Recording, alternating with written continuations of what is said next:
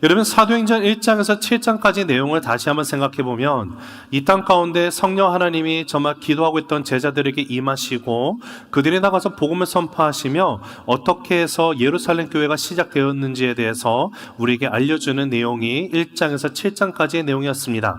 그런가 하면 8장에서 12장까지 내용을 살펴보면 예루살렘 땅에서, 예루살렘 지역에서 정말로 그 복음의 메시지가 이제는 온 유대와 사마리아를 거쳐서 확산되어 나가고 있었던 그 놀라운 사건들을 우리가 보게 되었고요. 오늘부터 살펴보는 사도행전 13장에서 28장까지 이르는 내용은 이제 본격적으로 정말로 이 복음의 메시지가 사마리아뿐만 아니라 땅끝까지 이르러서 정말 온 세계를 향하여, 열방을 향하여 이방 선교가 시작되는 그 사건을 우리에게 기록해 주고 있습니다. 그리고 정말 이 이방인들을 향한 세계 선교의 시작에 우뚝 서 있는 교회가 예루살렘 교회가 아니라 안디옥 교회임을 오늘 우리가 말씀 가운데서 살펴보게 됩니다. 여러분, 예루살렘 교회는 예수님의 12제자들을 그 중심으로 두고 또 예수님의 동생인 야고보를 중심으로 교회가 형성이 되었다고 한다면 이 안디옥 교회는 예루살렘 교회와는 다른 특이점이 있습니다. 그 특이점을 우리 한번 화면을 살펴보시면서 같이 읽으실까요? 시작. 안디옥 교회는 지역과 민족과 문화와 피부색을 떠나 하나가 되는 선교적인 교회의 모습을 보여줍니다. 한 번 더 읽습니다. 시작. 안디옥 교회는 민족과 문화와 피부색을 떠나 하나가 되는 선교적인 교회의 모습을 보여줍니다. 여러분, 안디옥 교회 구성원들을 보면 다양한 사람들이 모여 있습니다. 어떻게 보면 이들이 함께 할 수 없을 만한 사람들이 모여서 하나가 되어 있음을 보여주는 것이 안디옥 교회입니다. 선교적인 교회의 모델로 불리는 이 안디옥 교회의 모습을 통하여서 오늘 한번 우리가 정말 세심의 교회 또한 이런 교회의 모습이 되기를 원합니다. 함께 꿈을 꾸며 기도하며 그리스도 몸된 교회를 세워갈 수 있는 저와 여러분 되기를 간절히 주의 이름으로 축복합니다. 자, 우리 1절 말씀을 다시 한번 읽어보실까요? 시작. 안디옥 교회에 선지자들과 교사들이 있으니 곧 바나바와 니게르라 하는 시므온과 구레네 사람 루기오와 분봉왕 헤롯의 젖동생 마나엔과 및 사울이라. 자, 이 5명은 안디옥 교회의 리더십을 구성하고 있는 5 인물들입니다. 그런데 이 5명을 살펴보면 너무도 달라도 서로 너무 그 출신 배경 성분이 너무 다른 사람들이 지금 교회 안에 리더십으로 있다라는 것이 너무도 큰 독특함입니다. 여러분, 우리가 어떤 이름들을 나열하고 나갈 때 그 대부분 보통의 경우는 어떤 사람이 이 사람이 갖고 있는 직함에 따라서 이것을 먼저 쓰고 내려가는 순서가 있을 것입니다. 한 나라의 그 대통령이 가장 먼저 이름이 갈 것이고 부통령의 이름이 나올 것이고 그 다음 순위 하면서 장관들의 이름이 나오고 밑에 이렇게 쭉 해서 가장 말단의 사람으로 이뤄서 가장 높은 직위부터 낮은 직위로 써 내려가는 것이 보통의 형식입니다. 또는 아시안 문화라는 것은요, 나이에 대해서 되게 긴밀한 관계가 있기 때문에 장유유서라고도 하죠. 나이 많은 분부터 어린 나이의 순서로 해서 이름들을 써 내려갈 것입니다. 그러나 사도행전의 이 서신은요, 로마 제국 당시 로마 문화권, 헬라 문화권에서 쓰여진 서신입니다. 이 서신을 기록한 사람도 누가입니다. 로마의 역사가였던 누가가, 유대인이 아닌 누가가 이 글을 쓰고 나갈 때는요, 로마의 문화 방식에 맞춰서 이 글을 써갔습니다. 자, 그러하다면 헬라 문화권에서 사람들이 이름을 이렇게 나열할 때면 어떠한 방식을 중심으로 기준으로 쓰고 있는지를 우리가 생각해 볼 필요가 있는데, 로마 이 헬라 문화는 어떤 사람의 직책에 따라서 쓰는 것이 아니라 나이가 높고 낮음으로 순서로 쓰는 것이 아니라 이 사람들이 갖고 있는 중요한 그런 그 역할, 어떠한 influence, 이런 것을 중점적으로 비중이 많은 사람부터 비중이 적은 사람의 순서대로 써가는 것이 헬라 문화권에서 사람들의 이름을 나열하는 방법입니다. 자, 그 사실을 우리가 염두에 두고 다시 한번 1절에 나와 있는 이 안디옥 교회의 선지자들, 교사들이라고 불리는 이 리더들, 목회자들과 같은 이 5명의 사람들을 우리가 한번 살펴보면 제일 먼저 등장하는 것이 누굽니까? 네, 바나바가 나오고 있습니다. 여러분, 바나바는 우리가 익히 아는 것처럼 유대인입니다. 정통파 유대인입니다. 유력 가문 출신의 레위인이었습니다. 바나바를 설명하는 수식어들이 있었죠. 바나바가 어떤 사람이었습니까? 지혜와 성령이 충만한 사람이었습니다. 착한 인품을 갖고 있는 사람이었습니다. 그뿐만이 아니라 예루살렘 교회 가운데 구제를 하기 위해서 많은 필요가 있을 때 제일 먼저 자신이 갖고 있는 재산, 자신의 땅을 팔아가지고 그 모든 전액을 사도들의 발 앞에 내려놓으며 이것이 정말 구제를 위해서 쓰임받도록 내어주고 정말 솔선수범하며 모범을 보였던 사람 또한 다른 이가 아니라 바나바였습니다. 여러분, 바나바는 예루살렘 교회에 있을 때도 분명히 선한 영향력을 가지고 있는 사람이 분명합니다. 그런데 이 바나바가 지금 오늘 이 안디옥 교회, 이방 땅에 세워진 첫 번째 교회인 안디옥 교회에서도 그 리더십 안에 제일 먼저 이름이 기록이 되어 있는 것을 봐서는 안디옥 교회에서도 예루살렘 교회에서와 동일하게 선한 영향력을 끼치는 그러한 인물로 등장하고 있음을 우리가 알게 됩니다. 지금 5명의 인물들 가운데 가장 중요한 비중을 갖고 있는 게 바나바라는 사실을 우리가 첫 번째 이름으로 등장함으로 인해서 우리가 깨달을 수 있게 되는 것입니다. 자, 그러하면 두 번째 이름은 뭐라고 나와 있습니까? 니게르라 하는 시므온이 등장을 합니다. 자, 니게르는요, 시므온을 가리켜서 부르는 별명과 같은 것인데 이 시므온이 어떤 사람이고 어느 배경에서 나왔고 어떤 학력이 있고 이런 것은 전혀 나이도 알 수가 없습니다. 단 하나, 니게르다라고 말을 하고 있는데요. 이 니게르라는 것은요, 검다라는 뜻입니다. 이 니게르에서 나오는 단어가 니그로입니다. 니그로, 흑인을 말하는 것이죠. 즉, 지금 이 시므온은 흑인이었다라는 것이에요. 자, 근데 지금 이 안디옥 교회가 세워지는 이 당시에 어떤 제국이 지금 이 모든 것을 지배하고 있습니까? 로마 제국. 로마 제국 당시에 흑인들은요, 보통 10중 8구는 전부가 다 노예들이었습니다.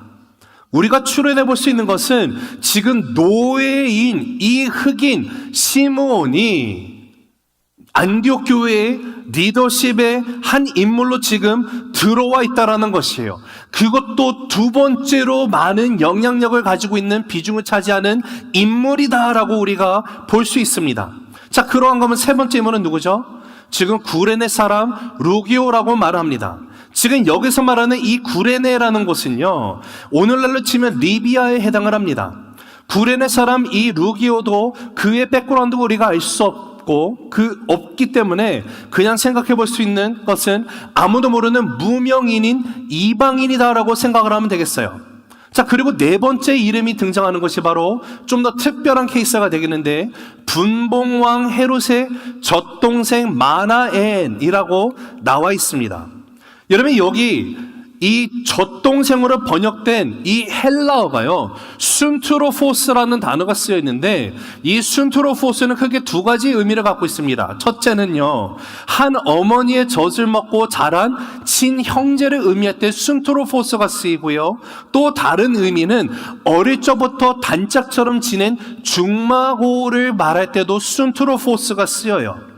지금 오늘 한글 성경을 보면 헤롯의 젖동생이라고 번역을 했는데 영어 성경을 보면 어린 시절부터 가깝게 친하게 지낸 친구라는 표현으로 번역이 되어 있음을 보게 됩니다. 그 차이가 바로 이 순트로포스라는 단어가 두 가지 의미를 갖고 있기 때문에 그렇습니다. 어느 쪽이 되었든 간에 만약에 마나안이 정말로 헤롯의 젖동생, 친동생이라고 한다면은요, 이 당시 로마 제국의 하수인의 노릇을 하고 있었던 이 헤롯 집안, 이 헤롯 집안의 핏줄을 타고난 사람이 되게 됩니다. 여러분, 헤롯 집안의 핏줄을 타고난 사람들은요, 그 당시 매국노로 불리던 사람들이었습니다. 야곱의 혈통이 아니라 에서의 혈통이었습니다. 이두메인이었습니다. 유대인들에게 증오의 대상이 되는 사람이라는 것입니다. 그런데 지금 이러한 마나엔이 지금 교회 리더십으로 들어와 있어요. 그리고 마지막으로 이름이 하나 더 등장하라고 했는데 그 이름이 무엇입니까? 사울. 여기 나오는 사울은 우리가 잘 알고 있는, 익히 알고 있는 사도 바울입니다. 자, 지금 이 헬라 문화권에서 이름을 나열하고 나가는 이 순서는 어떤 순서대로 나열을 한다고요? 가장 큰 영향력을 가지고 있는 비중이 큰 사람을 순서대로 가장 적은 사람으로 써내려갑니다. 그 뜻은 지금 이 13장 1, 2, 3절의 이 지금 시기만 해도 사울은 그다지 큰 영향력을 발휘하지 못하는 인물임을 우리가 알 수가 있어요. 물론 나중에 가서 사도 바울이 중심이 되어가지고 이제 나아가서 복음의 메시지를 가는 곳곳마다 선포하고 나가는 이방인의 그릇으로 하나님이 부르신 그 부름에 합한 그런 삶을 살아가면서 모든 초점이 마치 바울에게 맞춰져 있는 것처럼 어마어마한 영향력을 미치는 자가 바로 바울이 되는 그 사람임을 우리가 알고 있습니다. 근데 이렇게 영향력이 없게 여겨지기 때문에 사울이라고 쓰어놨는데, 여러분 이게 한글 성경의 번역과 영어 성경의 번역에 차이점이 있어요.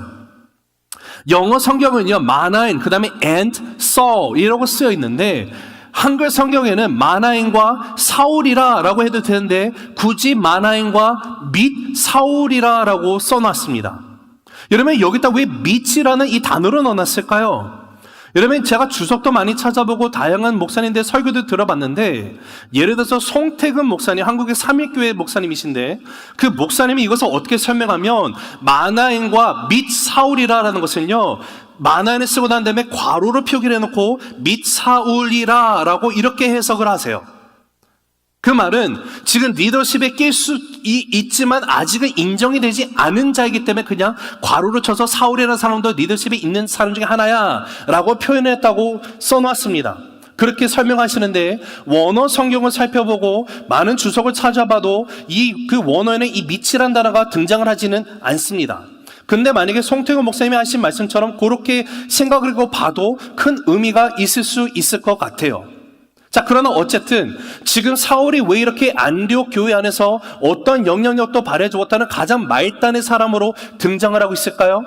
아마도 지금 아직까지도 사울에 대해서 의심의 눈초리가 거치지 않은 그런 상황이기 때문에 성도들에게는요 이 사울이 아직 미심쩍은 사람을 여겨지는 그런 영향도 있을 것입니다. 지금 사울이 어떻게 보면 안디옥 교회에 들어와서 있을 수 있는 것은 단 한 인물, 누구죠? 가장 큰 영향력을 발휘하고 있는 바나바가 직접 가서 데려와가지고 안디옥에서 함께 말씀을 가르치고 함께 교회를 세워갔기 때문에 사울이 껴질 수 있었다라는 것이에요. 자, 어쨌든 지금 안디옥 교회에 이렇게 5명의 리더들의 이름들을 한번 살펴보면은요, 지금 이 조합이 모든 면에서요 이게 잘 맞아 들어갈 수가 없어요. 지금 여기 유대인은요 바나바와 사울밖에 없습니다. 나머지는 다 이방인들이에요. 혼혈이에요. 흑인이에요.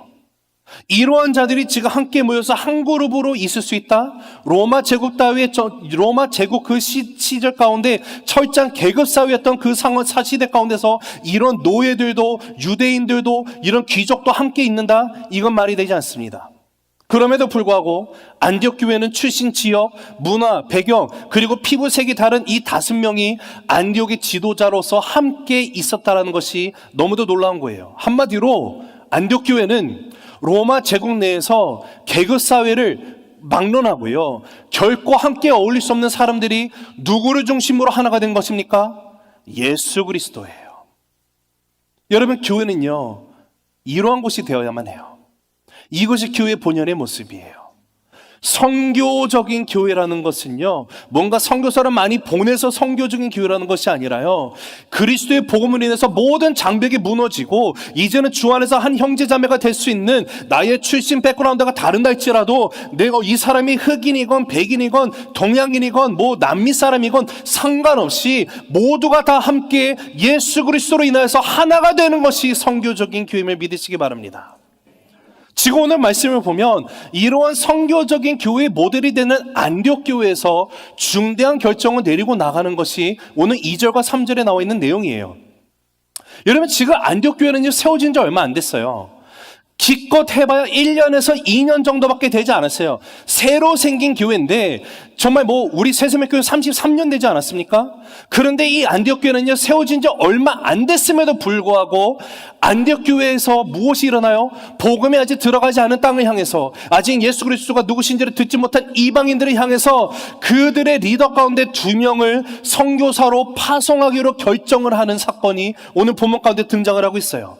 그런데 이 결정이 어떻게 이루어진 것인가를 보면 그들이 스스로 자의적으로 야 우리 보내자 이렇게 한 것이 아니라 철저히 성령 하나님에 의해서 진행이 되었음을 우리가 보게 됩니다. 즉 선교라는 것은요 교회가 한다고 생각할 수 있지만 그게 아니라 하나님이 하시는 일이라는 거예요. 교회의 시작이 어떻게 됐습니까? 마가의 다락방에 120명의 제자들이 모여서 기도하고 있을 때 예수님의 명령에 따라서 예루살렘 떠나지 않고 기도하고 있을 때 오순절날 하나님이 성령을 임하시고 성령이 강림하셨다고 말하죠. 성령 강림하시고 난 후에 교회가 설립이 되었어요. 교회가 세워지고 난 것처럼 하나님의 성령으로 부어주셔서 시작된 것처럼 선교의 시작 또한 오늘 말씀을 보니까요 사람이 사람의 힘으로 시작한 것이 아니라 중요한 것은 성령 하나님에 의해서 시작이 되었다라는 것이에요. 왜요? 선교의 주인이 하나님이시기 때문에 그래요. 교회의 주인도 하나님이십니다. 여러분 우리 새세미교회 주인은 누구십니까? 누구십니까? 진짜 믿으십니까? 그럼 한번 크게 아멘 외쳐보실까요? 하나님만이 우리 새세미교회 주인임을 믿습니다. 그러하다면 오늘 우리가 이 안디옥 교회의 모습을 통하여서 정말로 태어난 지 1, 2년밖에 안 되는 이 신생아와 같은 이 교회가 정말 하나님의 뜻 가운데 붙들림 받아 이방 선교에 정말로 그 선두주자로서 나가서 어마어마한 영향력을 미치는 그런 교회가 됐던 것처럼 오늘날에도 주님께서 우리 새세민교회를 통하여 안디옥 교회를 통해서 하셨던 그 역사가 동일하게 이 땅 가운데 일어나게 되기를 간절히 주 이름으로 축복합니다. 자, 그렇게 하기 위해서 우리가 그런 교회가 되기 위해서 우리가 반드시 안디옥 교회를 통하여서 우리가 배워야 되는 두 가지를 함께 나누도록 하겠습니다. 첫째, 같이 읽을까요? 시작. 하나님 앞에 예배로 집중하는 교회. 한 번 더 있습니다. 시작. 하나님 앞에 예배로 집중하는 교회. 자, 2절 말씀이 있습니다. 시작. 주를 섬겨 금식할 때에 성령이 이르시되 내가 불러 시키는 일을 위하여 바나바와 사울을 따로 세우라 하시니. 자, 여기 보면 주를 섬겨, 이 섬겨에 해당하는 이 헬라어가요, 이 동사로는요 레이투르게오라는 단어가 쓰였고, 이 레이투르게오의 명사형은 레이투르기아입니다. 이 레이투르기아라는 단어는 헬라어 가운데 예배를 뜻하는 다양한 단어 가운데 중요한 단어 중에 하나예요. 이 뜻이 무엇이냐면 크리스찬들이 믿음으로 순종으로 하나님께 바치는 봉사의 의미를 나타내는 단어가 레이투르기아예요. 여러분, 크리스찬이 가장 적극적으로 하나님을 봉사하고 섬기는 행위가 무엇일까요? 예배입니다. 우리를 왜 창조하셨습니까? 하나님을 예배하기 위해서 우리는 지음을 받았습니다. 자, 그러다면 예배는 무엇을 뜻하는 것입니까? 쉽게 말하면요, 예배는요, 여러분이 예배 시간에 와서 찬양팀 오늘 찬양 잘했네, 내가 좋아하는 곡들 불러서 좋네, 내가 모르는 거 왜 이렇게 많이 불러, 이런 거 말하는 것이 예배가 아니에요.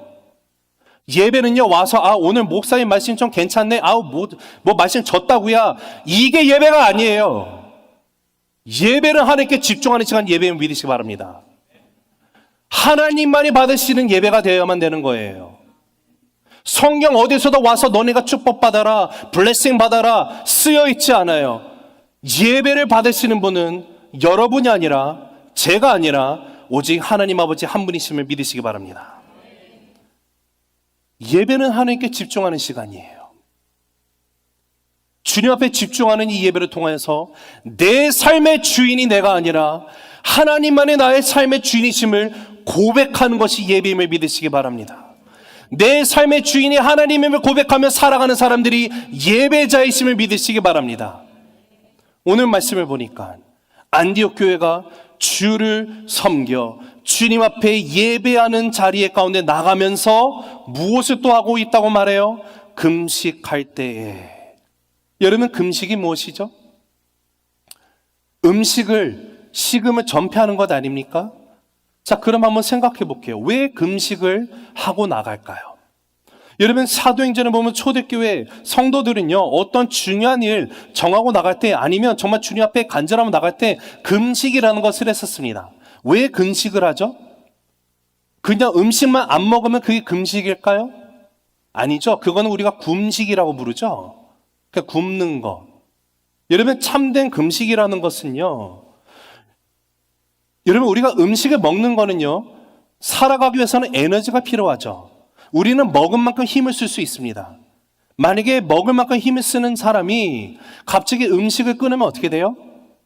힘을 낼 수가 없어요. 에너지가 없습니다. 자, 그런데 그러면 금식을 하고 나가는 것은 어떤 의미를 갖고 있는가? 내가 세상으로부터 힘의 원천을 의지하는 것이 아니라 오직 하나님께로만 나의 삶 가운데 힘을 주시는 이 힘을 내가 믿고 의지합니다. 고백이 금식이라는 것이에요. 다르게 표현하면 금식이라는 것도요, 하나님께 집중하기 위해서 하는 거예요. 여러분, 하나님의 역사라는 것은 우리의 삶이 하나님께 집중되어졌을 때 일어나기 시작하면 믿으시기 바랍니다. 우리가 예배로 하나님 앞에 나아가기 시작할 때 바로 그곳에서 하나님의 놀라운 역사가 일어나기 시작한다는 것이에요. 새생명 교회 안에, 우리 교회 안에 예배가 살아있으면요, 어떤 상황 가운데서도 하나님의 역사가 그 교회를 통해서 일어나게 되어 있습니다. 여러분의 삶 가운데, 여러분의 가정 가운데 예배가 살아있으면요, 아무리 힘든 역경 가운데 있는다 할지라도, 고난 가운데 있는다 할지라도 하나님의 놀라우신 역사심이 일어나는 축복의 자리가 됨을 믿으시기 바라요. 그렇기 때문에 여러분의 개인의 삶 속에, 여러분의 가정 속에 예배가 살아나시기를 간절히 소망합니다. 세상이 이해할 수 없는 놀라운 일들이 우리의 가정을 통하여, 나의 인생을 통하여 일어나게 되는 그 역사, 하나님이 오늘도 허락하심을 믿습니다. 사랑하는 새생명 가족 여러분, 여러분 다른 건 몰라도요, 여러분 예배만큼은 타협하지 마세요. 예배가 무너지면 우리의 모든 것이 무너지게 되어 있어요. 어떠한 상황 속에서도 예배만큼은 포기하지 않게 되시는 저와 여러분 모두가 되시기를 다시 한번 주님의 높으신 이름으로 축복합니다.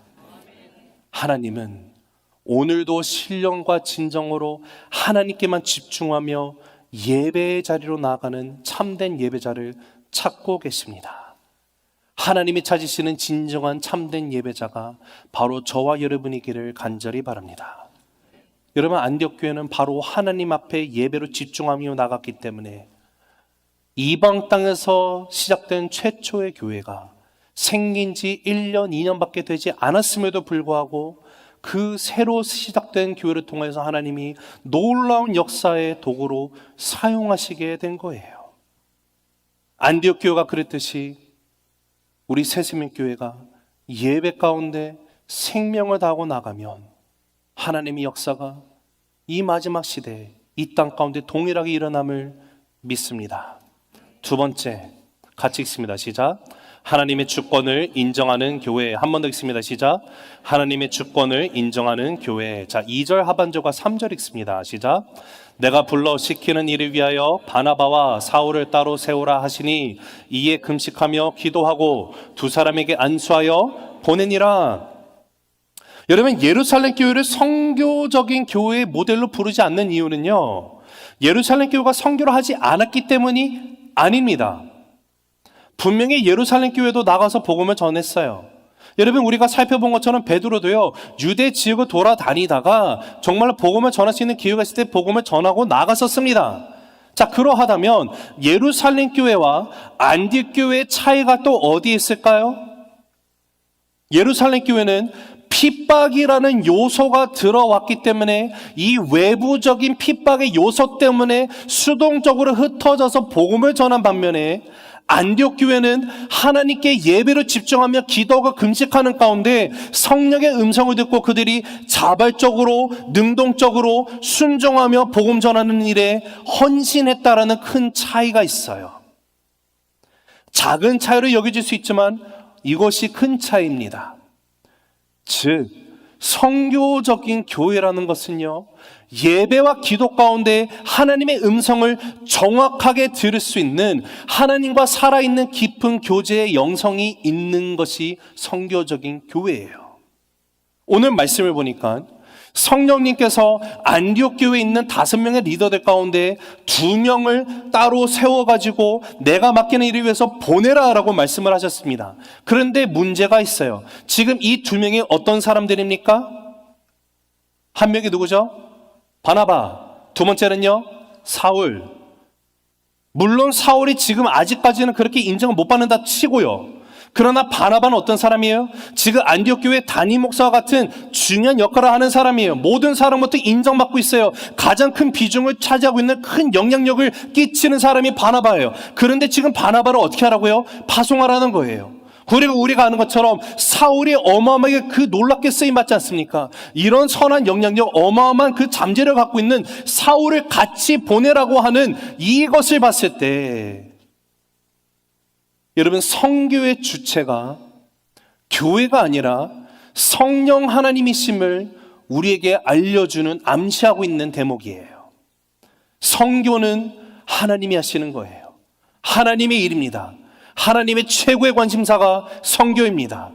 성교는 하나님의 목적이에요. 성교는 잃어버린 영혼을 향한 예수 그리스도의 복음을 증거하는 일이에요. 이 일을 위해서 하나님이, 예수님께서 본인이 원하시는 교회를 성령 하나님의 임하심으로 말미암아 이 땅 가운데 예루살렘 교회를 세우시고, 복음의 메시지가 이방 땅에 들어가며 안디옥 교회를 세우게 되는 것이고, 이제는 더 나아가서 그들이 선교사를 파송하며 이제 파송된 바나바와 바울이 가는 곳곳마다 교회를 일으키고 나아가는 그 역사가 일어나게 돼요. 여러분, 성교는 교회가 가장 우선적으로 해야 되는 일임을 믿으시기 바랍니다. 성교는 가장 소중한 것을 드리는 데서부터 시작이 됨을 오늘 우리가 이 말씀을 통해서 보게 돼요. 어떤 것을 드리고 나갑니까? 다시 말씀드려요. 5명의 리더들이 있었는데 그들에게 있어서는요, 가장 중요한, 가장 큰 비중을 차지하고 있는 바나바와 그리고 어마어마한 그 잠재를 갖고 있는 이 사울을 함께 보내고 나갔어요. 여러분, 안디옥 교회를 이야기하면서 바나바와 사울을 빼고 이야기하는 사람 아무도 없을 것입니다.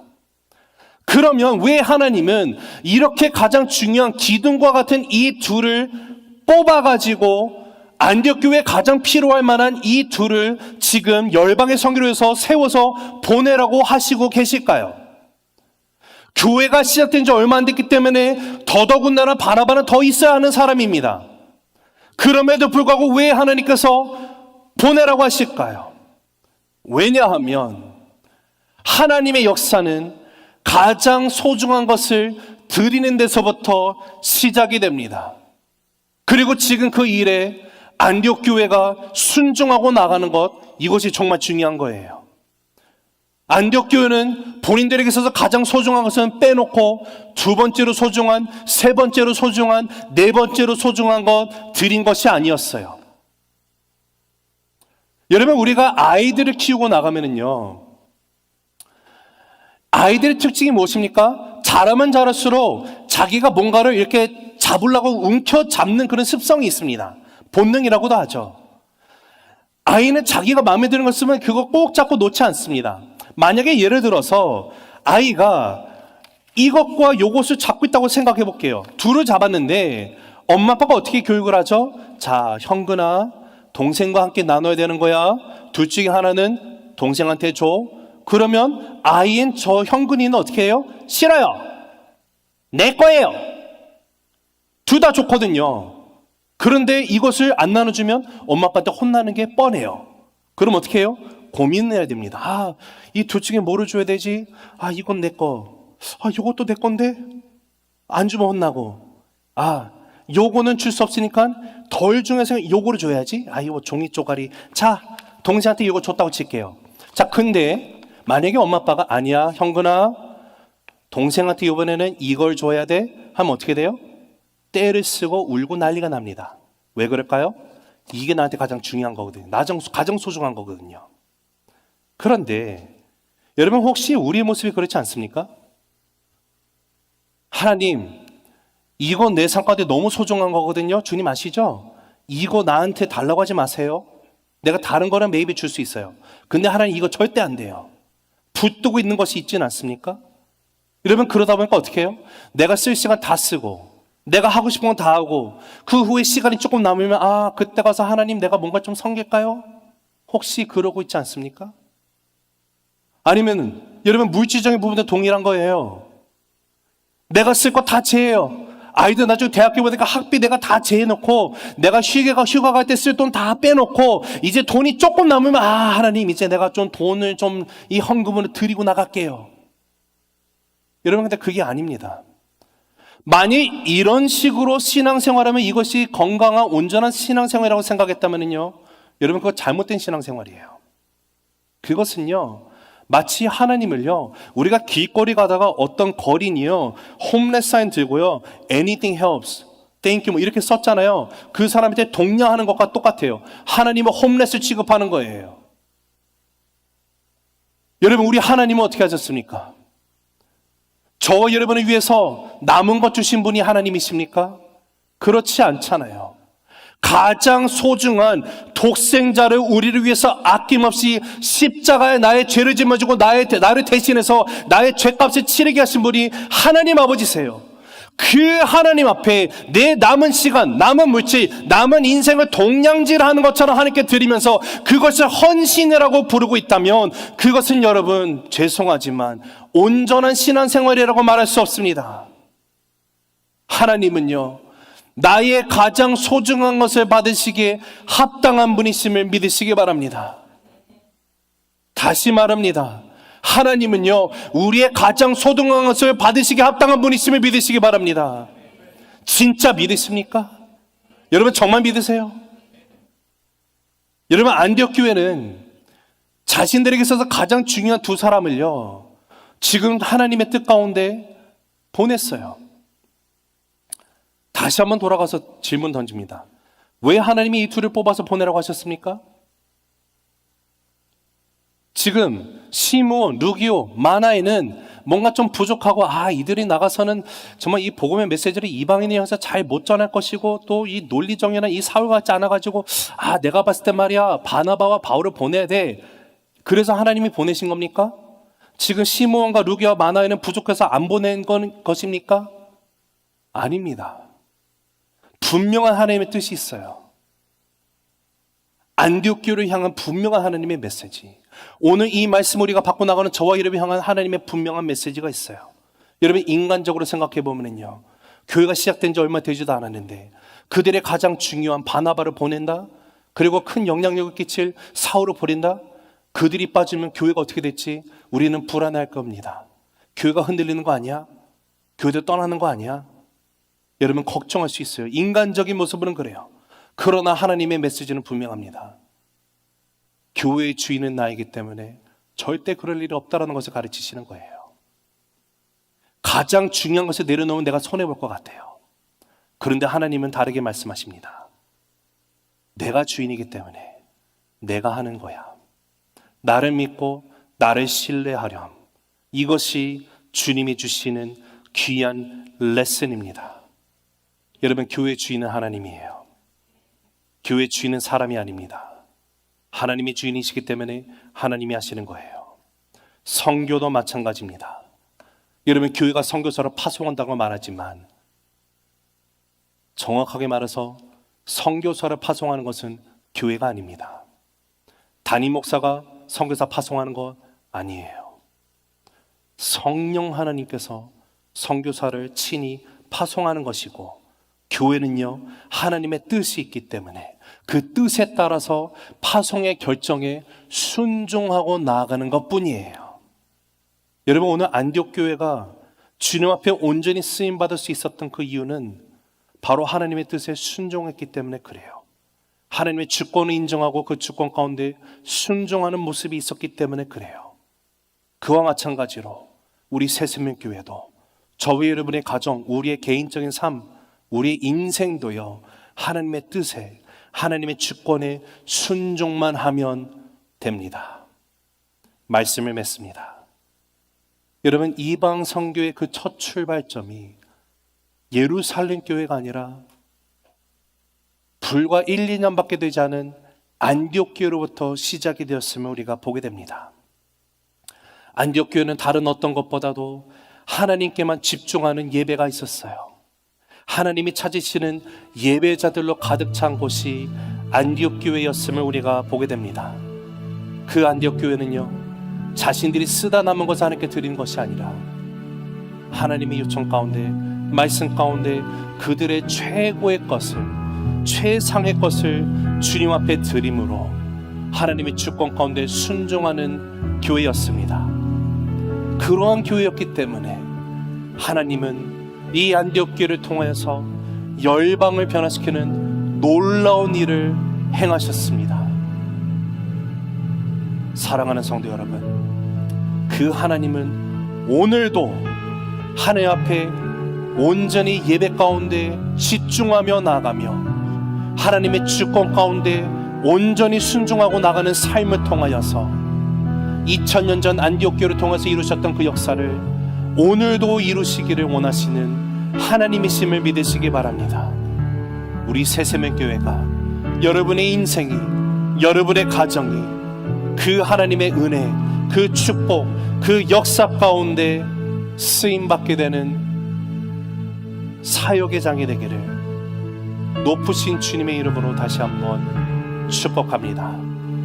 기도하시겠습니다.